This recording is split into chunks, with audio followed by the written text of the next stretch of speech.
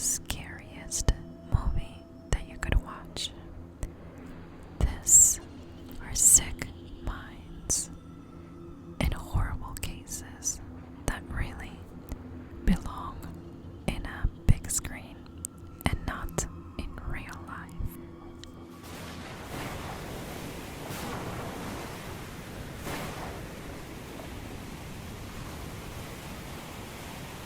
Hello everyone and welcome back to the Mystery Theory. Today I am going to share with you another episode on the series It Happened on Halloween.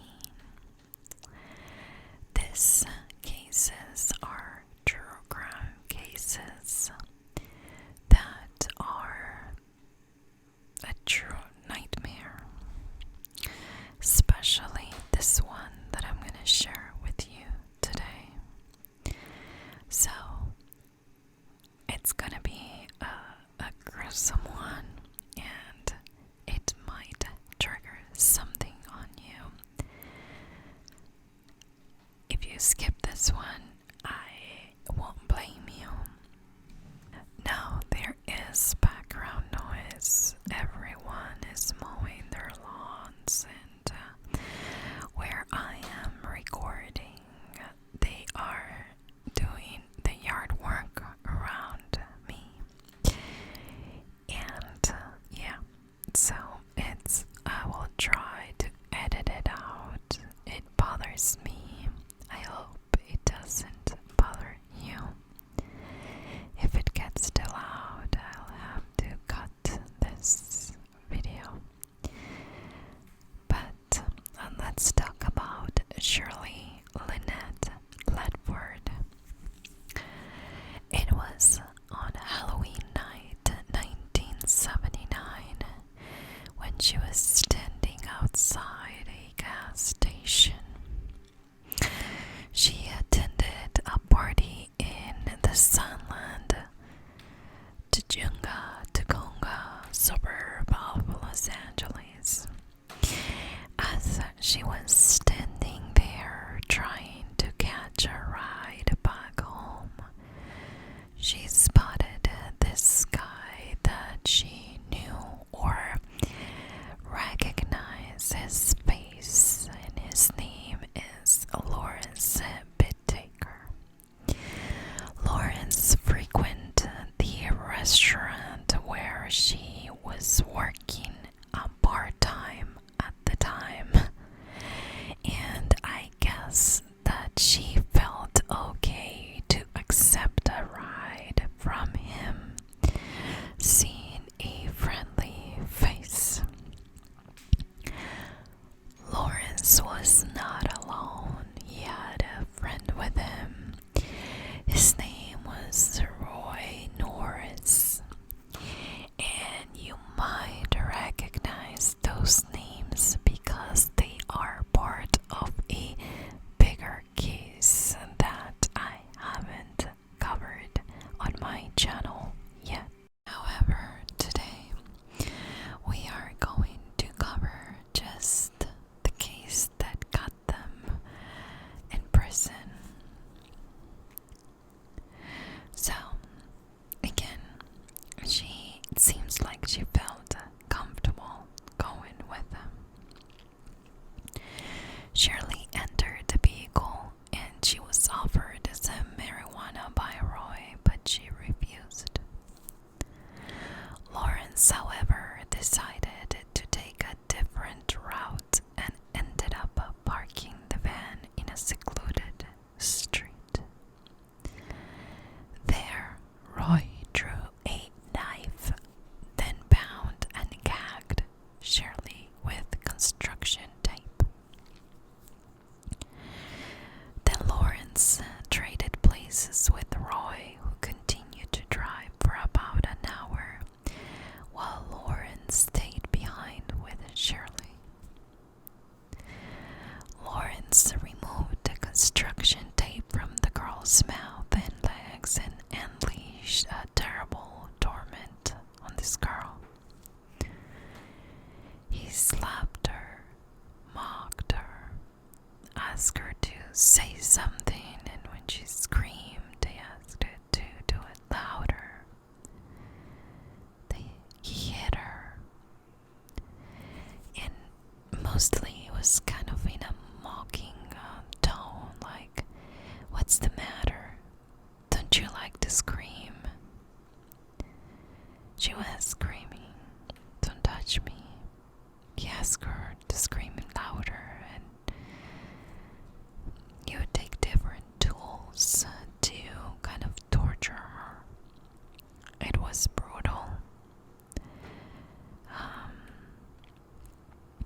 She was tortured with a hammer, and I'm gonna say it like that because I can give you the exact details of what they did with it. But I think nobody is here for that. He used a hammer, pliers. They sexually abused her and sodomized her. She was conscious for all of this, and she was screaming repeatedly, "Oh no, no, no." His sledgehammer, pliers, and we know all this because the whole thing was recorded on a tape recorder that they switch on when they started to torture her. Later, Roy described the constant screams as he drove around. Then they switched, and Roy got his turn. He turned on the tape recorder again and pretty much did the same thing. Mocked her, asked her to scream, and beg for her life. Using the sledgehammer, he broke her elbow, and when she begged him to stop, he continued to hit the same place until it was completely destroyed.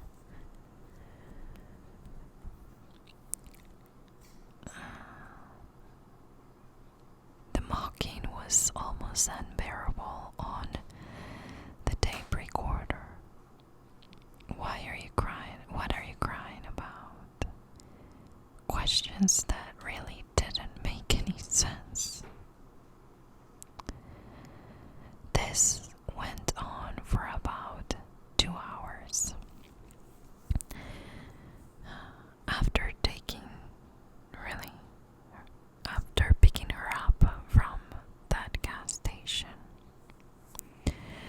In the end, Roy put a coat hanger around her neck, and he tightened it with pliers. She didn't fight. She passed away with her eyes open. Once she was done, they threw her body on a lawn in Sunland. And their main idea was to see what the reaction from the press was. The following morning, a jogger found her body. The autopsy revealed that the torture she endured was brutal. Her genitalia and rectum had been torn, part of it because of the inserted pliers.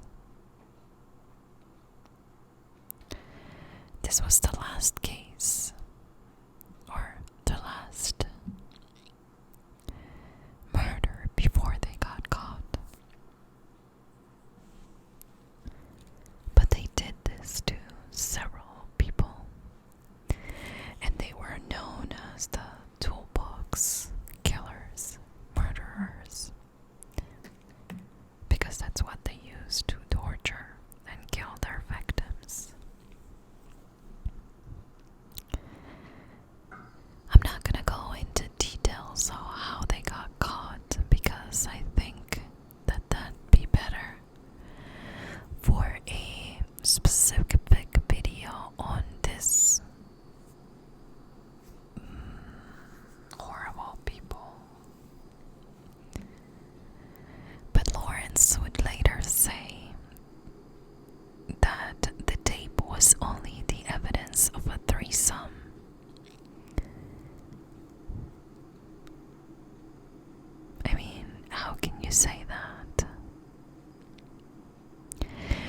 also said that something about she was like begging to die, and I mean that kind of bothered me because I'm like, after all the torture that she endured, are you kidding me?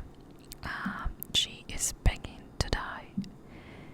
Nobody wants to see your face or smell your breath or even look at your disgusting face ever again. I mean, death was it.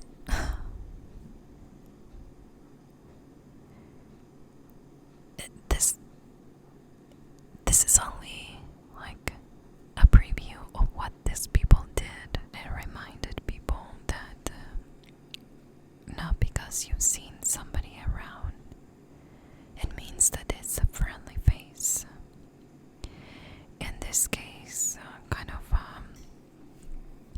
was the case that scared people the most, especially teenagers at the time who enjoyed going out on Halloween, having a good time, and then maybe catch a ride home with a stranger. Something that it was done years and years ago and nothing happened. And now something terrible happened. And again, another example of what a terrifying event this was for Shirley. And I must confess that if this was a fiction, if this was a movie, this is the kind of movie I wouldn't want to watch. I don't think there's anything scary about her case. Her case is terrifying. It's ruthless. It's senseless. It's sick. And perpetrated by a couple of sick individuals who thought that they could just blame it on a threesome, a wild one.